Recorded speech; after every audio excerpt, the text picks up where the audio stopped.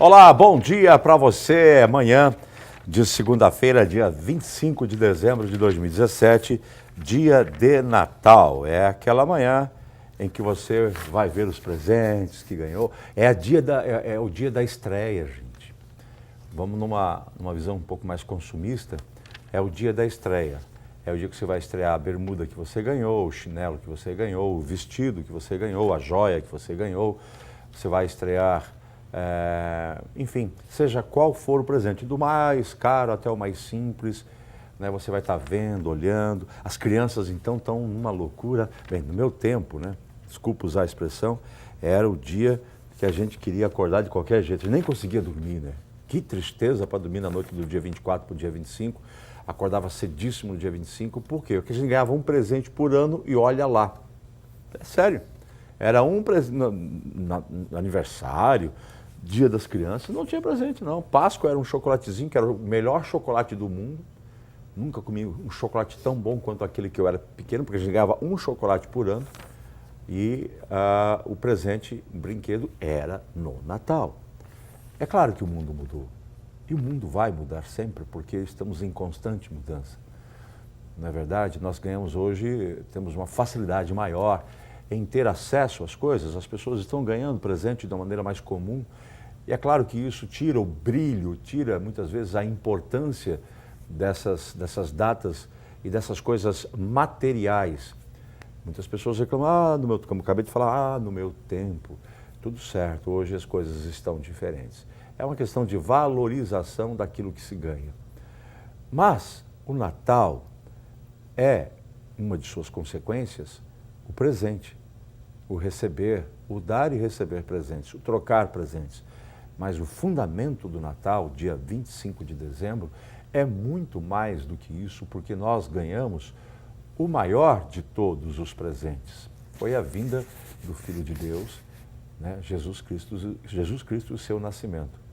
Existem algumas divergências históricas com essa data, porque usou essa data por motivo de tal situação.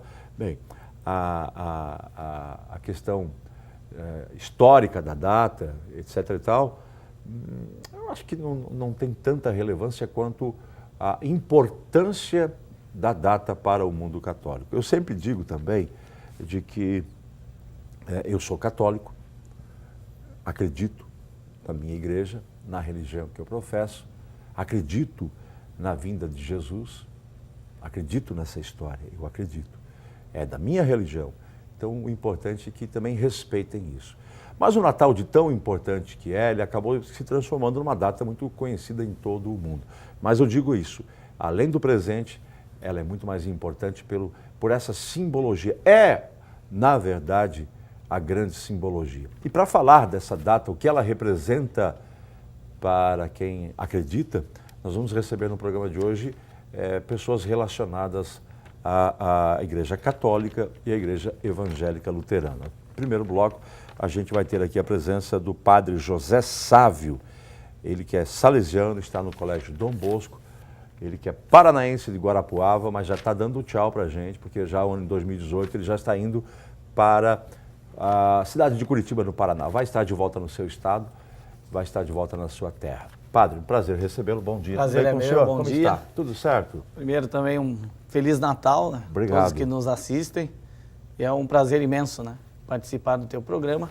Prazer é neste nosso. dia de festa. O senhor está indo quando para Curitiba? Eu vou em começo ali de fevereiro, final de janeiro. Deixa eu entender as funções. Hoje o senhor está em Rio do Sul, no Colégio Dom Bosco, em qual função? Então eu sou coordenador de pastoral, né? Sou um assessor religioso no colégio, então tudo que tem a ver com a religião, momentos de oração com os alunos, missa, né? E celebrações diversas que tem no colégio, então eu faço parte, né? Uhum. E também sou responsável pelo aspirantado.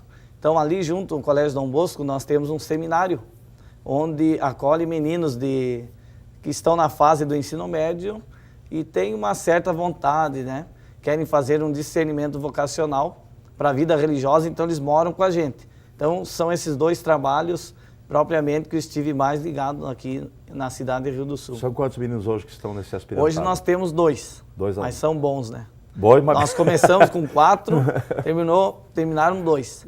Essa é uma fase interessante, né? Porque entra poucos e a perseverança geralmente é de 50%, né? Quando tem 2, pelo menos fica 1. Então é bom, né? Qual é o momento, desculpe, não tem muito ou tem tudo a ver também, né, com o dia de hoje, mas qual é o momento que esses, eram 4 e agora são 2. Qual é o momento que normalmente se separa uma coisa da outra? No começo, é a saudade de casa, a falta de fé mesmo, de vocação, não fé, falta de vocação. Como é que se percebe e se faz essa divisão? Na verdade, assim, o tempo que eles estão ali, eles não têm nenhum compromisso, um vínculo muito forte com a igreja e obrigação de ficar. Então, eles são acolhidos no seminário para fazer um discernimento vocacional.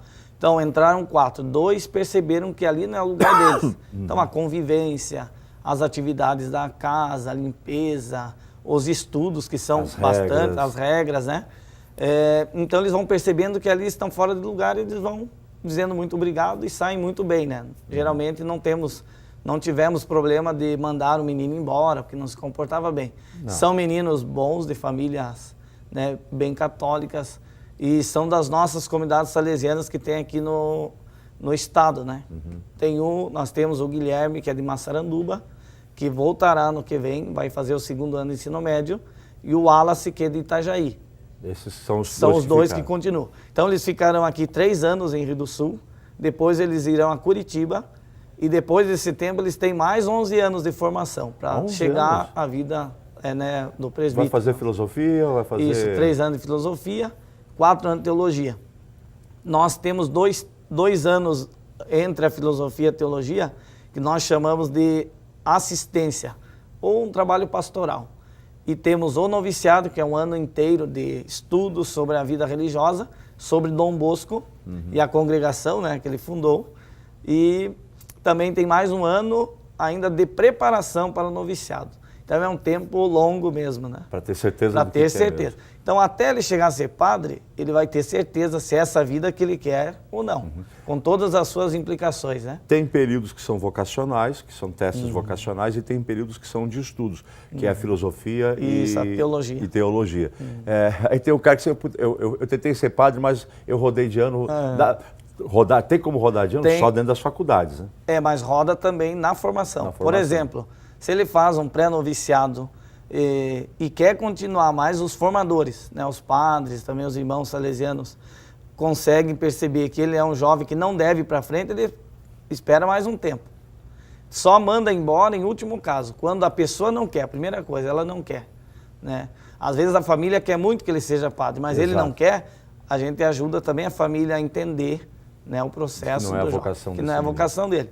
Mas é um período muito bonito. Quer dizer, o jovem nunca vai sair pior, vai ser sempre melhor. Sempre melhor. E o que ele aprende ali, né, no seminário é para a vida. Valores, né? A vida de oração, né, que é intensa. Todo dia tem oração. É acordar cedinho, né, já tem logo uma oração. Depois tem uma vida familiar. A gente tenta no seminário deixar um ambiente mais familiar possível. Houve um tempo na igreja que, por causa das distâncias e tudo mais, o jovem entrava para o seminário e ele até esquecia um pouco da família. Certo. Porque carta era mais difícil de mandar. Então eles têm o WhatsApp dos pais, nós também temos um grupo que a gente conversa. Então é muito tranquilo. Certo. Bem legal. E hoje é interessante porque só entra quem quer mesmo, né? Porque antigamente era mais para estudar, depois percebi que queria ser padre. Hoje não, o menino que entra, ele quer fazer um discernimento vocacional. Por isso que o número é pequeno. Mas eu prefiro a qualidade, né, do que também a quantidade. Fazer uma pergunta curiosa, eu sou um cara curioso, senão eu não estaria aqui, né? Eu estou na profissão. Não sei se eu vou saber responder. Vai saber, com certeza. É claro que você entra novo, o pessoal está no ensino médio, é isso, né? E aí vai subindo, né, todos esses degraus de formação mesmo. Mas, por exemplo, existe uma idade máxima? Para nós, salesianos, definimos na inspetoria aqui do sul do Brasil, porque os salesianos são divididos em inspetorias no mundo. Tanto é que é uma das congregações maiores que tem no mundo. São 16 mil salesianos no mundo inteiro, certo. 133 países. E essas inspetorias, elas vão se organizando de acordo com Roma. Então, aqui na Inspetoria do Sul, até 30 anos, a pessoa pode entrar. Ah, mas tem 35, 40 anos. Mas nós percebemos que é uma pessoa, de fato, que quer fazer essa formação com seriedade e tudo mais. Sempre há um jeito de... Deixa ele fazer uma pergunta, até por curiosidade, né? Eu sou o famoso curioso. Até para que as pessoas possam entender, é claro que são várias congregações, cada uma tem suas regras próprias, etc. e tal, mas talvez possa ser uma média de interesse ou de informação. Eu estou com 53 anos, casado, etc. e tal, e eu tenho a vocação realmente de ser padre, sempre quis ser padre. E agora eu enviuvei, acho que é uma condição, né? Não pode ser divorciado, separado, coisa do tipo. Eu enviuvei, matei a mulher agora, viu? Mas eu enviuvei e eu quero seguir esta vocação. 53 anos, consigo. É assim, é tudo em diálogo com o bispo, né? Certo. Primeiro passo é dialogar com o bispo da diocese, se no caso a pessoa, né, esse pai de família, viúvo, quer fazer parte da diocese. Para entrar para a nossa ordem religiosa, então talvez seja um pouquinho mais burocrático, assim, pelo trabalho, certo. Porque nós não somos só padres de paróquia, nós trabalhamos em colégio e também em obras sociais, né? Então depende. Mas, como eu disse, tudo vai do diálogo. Precisa conversar vocação. E saber a norma. Pelo direito canônico, você tem esse direito, né? A pessoa tem o direito, isso, né? Tem o direito. Só tem que comprovar que realmente. Mas pode também ter a vocação muito bonita do diácono permanente, que é um certo. senhor casado, né? E também ajuda a igreja nesse ministério. Muito bem.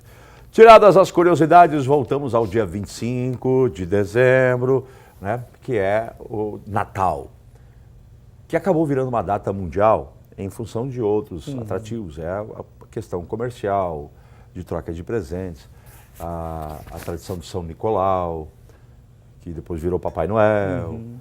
Hoje, às vezes, se lembra mais do Papai Noel do que de Jesus Cristo, mas a data é essa, é o símbolo maior da Igreja Católica, é o nascimento de Jesus, é isso? Estou mesmo. Também, por um lado, assim, eu sempre gosto de olhar o Natal com um olhar de otimismo, porque às vezes a maioria das pessoas da igreja, agora o Natal é comercial, ninguém mais liga para Jesus. Mas assim, o povo tem que ter o comércio, tem que ter a economia, tem que ter o presente, tem que girar, isso faz parte da nossa realidade. Mas a gente não pode esquecer de fato, né, Jesus. O importante desta festa é a encarnação de Jesus. Mas para isso a gente precisa pensar assim, a história da salvação. Lá no princípio, né, uma fábula, né, uma historinha que nos ensina e nos mostra como é o ser humano, a criação do mundo, a criação do homem e da mulher. E este homem e esta mulher desobedeceram a Deus, né, e saíram para o mundo. Tanto é que requereram para si a morte, né? E Deus não fez, né, nós para a morte, mas para a vida.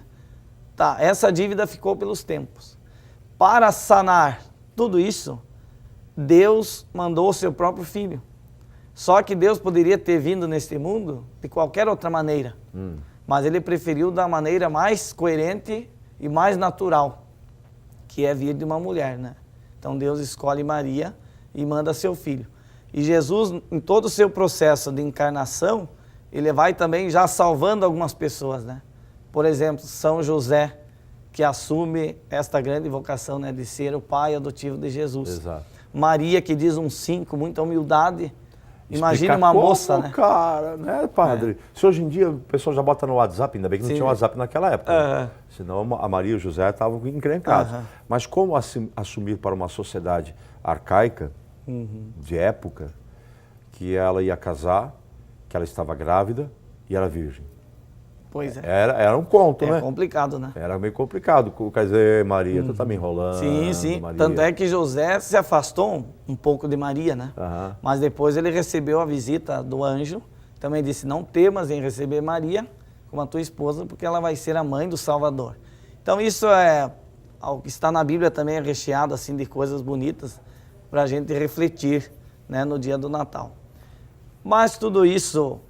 se Deus é capaz de criar todo o universo, toda a beleza que tem, também é capaz de uma mulher dar à luz, né? Sem ter um homem, o Espírito Santo, que a iluminou. A vida de Jesus, eu volto com a curiosidade, nós estamos aqui com a simbologia desse personagem, que é tão forte, tão importante, e que quem é católico acredita, né, na vinda de Jesus. Mas a vida dele foi descrita através dos relatos né, do que aconteceu desde o seu nascimento, fuga para o Egito, para lá, volta, aí começa a sua peregrinação, junta lá os seus apóstolos, depois a traição, ele é colocado numa prova, que foi a grande prova de dar de si, da sua vida, sendo filho, ele era o filho do cara, né? E deixar que passasse por todo aquele padecimento, porque ele sofreu pra caramba, padre. Não é coisinha de 3 chicotadinhas, não, né? Existem vários relatos dizendo o que seria o sofrimento desse homem, né? Com a crucificação, essas coisas todas. E aí ele morre na cruz, é retirado, é colocado na sua cova, ressuscita, etc. Essa é a história que nós tão bem conhecemos. Essa é uma história, eu vou dizer, que se mostra de maneira oficial pela Igreja Católica. Mas muitos se falam que há uma história do humano, Jesus Cristo humano. E é claro que a Igreja fica com a simbologia do Jesus Cristo, Filho de Deus, que veio para a salvação dos homens. Mas esse Jesus Cristo humano, que teria tido um relacionamento com Maria Madalena, e muitos dizem ter até família, isso como o senhor padre encara? Na verdade, assim, eu vejo, tudo que é pensado, refletido, tem o seu valor. Para nós, na igreja, não muda nada, né? Mas, por outro lado, assim, o que nós temos? A igreja ela tem 2 colunas fortes e da qual nós, batizados, acreditamos. Primeiro, a tradição apostólica. O que a tradição apostólica nos apresentou até hoje é que Jesus não teve um relacionamento com Maria Madalena, que Jesus não foi um homem casado, ele foi um homem solteiro que se dedicou totalmente pelo projeto salvífico de Deus, que é o projeto de amor e salvação da humanidade, aquela humanidade, né, desobediente, digamos assim, e ele veio para nos reconciliar com o Pai. Esse é o mais importante. Tradição apostólica e também a Sagrada Escritura. A igreja não se firma somente na Sagrada Escritura, por quê? A Sagrada Escritura, ela foi redigida, principalmente o Evangelho, 30, 40 anos depois... Pós-Cristo, né? Pós-Cristo, pelas vivências das comunidades.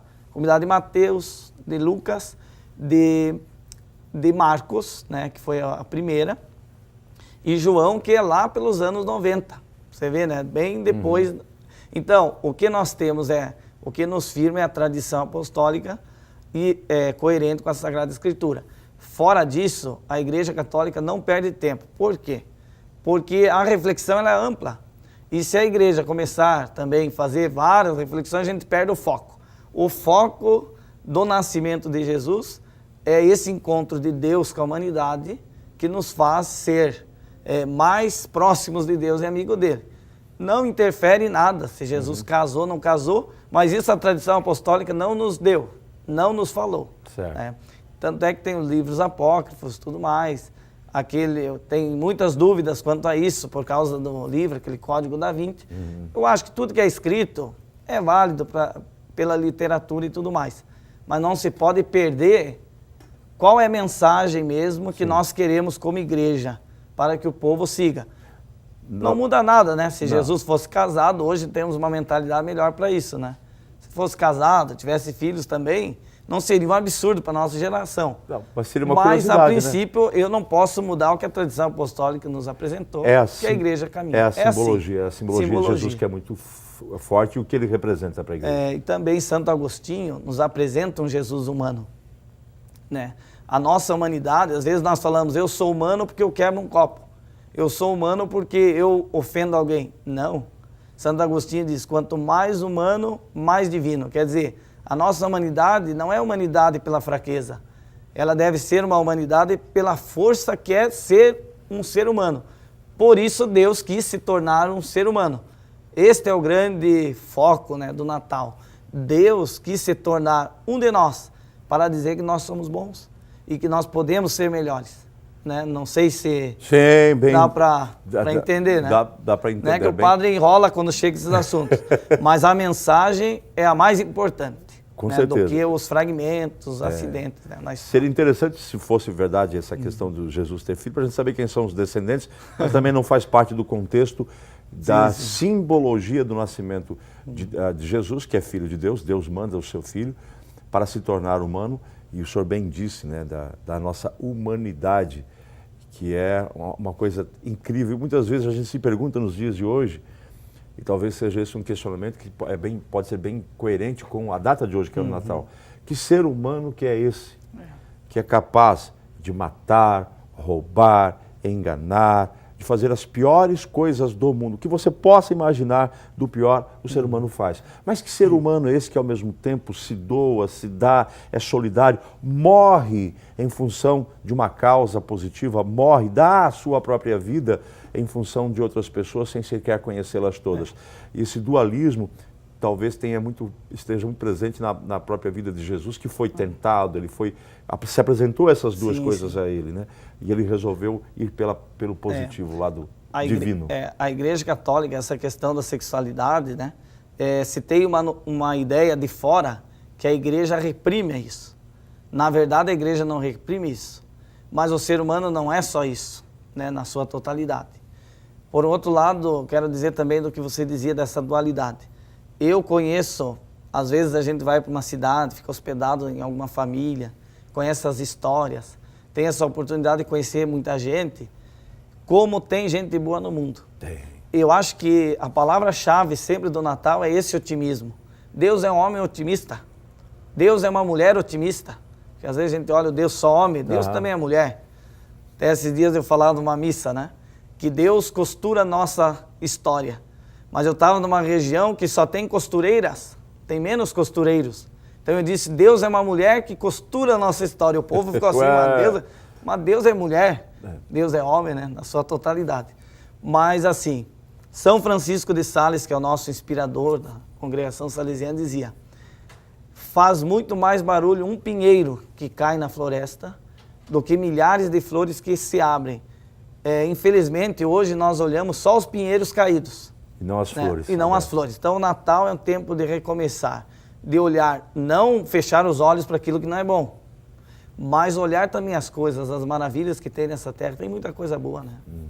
Padre, esse bloco está acabando, a gente já vai liberar o senhor, o senhor já está arrumando as malas, o senhor vai assumir uma igreja, uma paróquia. Serei pároco de uma paróquia Menino Jesus, em Curitiba. Uma experiência totalmente diferente. Totalmente diferente. Que é muito legal. Eu acho que é o grande barato.